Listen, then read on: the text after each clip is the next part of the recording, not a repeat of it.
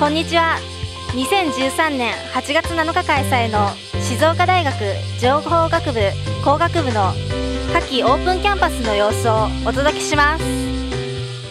情報学部の、大事なキーワードが文法・通法というキーワードです。これはどういうことかというと、この情報学部には、理系工学系と情報科学科というのがあります。これ本来ならば、工学部にあってもおかしくないような学科です。それからもう一つは、文系の学科で情報社会学科というのがあります。これ本来ならば自分学部などにあってもおかしくないような学科です。そういう文系の学科と理系工学系の学科が一つの学部の中に一緒になって情報学を教育研究しているというこの姿は全国的に見ても非常にユニークなものです。展示の内容をお聞かせください。はい、情報学部の北に研究室です。僕らはこの二輪車の安全運転支援のための、スマートフォンを使った安全運転支援システムっていうのを作ってます。これをやるきっかけとなったのは二輪車用の ITS っていうのが今現状として少ないんですけども、二輪車は四輪車に比べて、事故した場合に大怪我をしたり死んでしまう場合が大きいので、それらのことを防ぐために二輪車の安全運転支援をやろうとしています。で、実際にこのようにセンサーをつけて二輪車の挙動を解析して、その危険な挙動をしたら二輪車のライダーに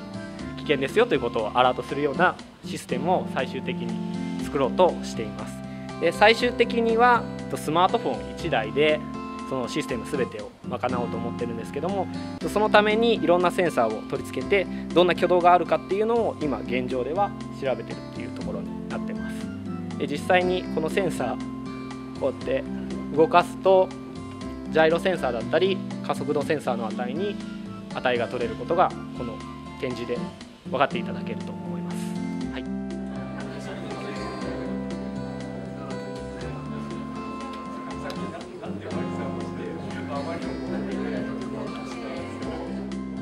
個別相談会ではどのような質問が多いでしょうか。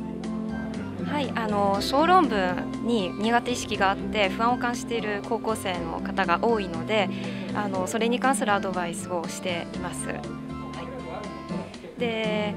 さすがにその小論文のどういった問題が出るかとかにはお答えできないんですけれども、例えば書き方の注意であるとかそういったことに関してはアドバイスをあげるようにしています。そうするとどうしますか。ドコモショップ行って端末触ってみて自分が使いやすいのを選べばいいですね。物っていうのはこういうことができるわけです。情報っていうのは情報を買う前に試してみるなんてことができるんです。情報をお試しするってことはですよ、その情報を得てしまうことじゃないです。つまりその情報を試すっていうのはもう情報を消費してしまうということ。これが物と全然違うんです。私が入試の機密情報を500万円で売ると、誰か、悪い人がですね、悪い人500万円で買うかどうかちょっと決めかねて、じゃあ試しにその情報をちょっと教えてみて、でもその情報を教えた瞬間情報を渡すことになるんで、そんなの取引として成り立たないんですね。お名前をお聞かせください。情報学部の河口と申します。本日の講義内容についてお聞かせください。はい、今日は、コンテンツ SNS を売るっていうタイトルで、コンテンツとか SNS 売るときに物とどういうふうに違うことを考えなきゃいけないのか、こういうことについて少しお話をしました。参加者の反応はいかがだったでしょうか。最初はですね、売るっていうのはなんか経済とか経営の話じゃないのっていう顔をされてた学生さんもいらっしゃいましたけど、最後講義の終わりではですね、やはりこういうことも情報学部で学べるんだっていうふうにいい顔をされてたように思います。